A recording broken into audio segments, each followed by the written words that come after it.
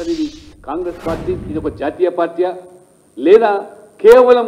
రేవంత్ రెడ్డి గారు కాంగ్రెస్ ముస్లింల కోసం ముస్లింలు కాంగ్రెస్ కోసమే ఉన్నారంట అంటే మిగతా వాళ్ళందరూ కూడా ఇవాళ ఏ రకంగా వారు ఇవాళ ఈ ఎన్నికల్లో తీర్పునివ్వబోతున్నారో ఈ పార్టీకి ప్రజలు స్పష్టం చేయబోతున్నారు నేను అడుగుతున్నాను ఇవాళ రేవంత్ రెడ్డి గారు మీరు పిసిసి అధ్యక్షుడిగా ఉన్నప్పుడు కేసీఆర్ ప్రభుత్వం కాళేశ్వరం ప్రాజెక్టు నిర్మాణంలో జరిగిన అవకతవకలు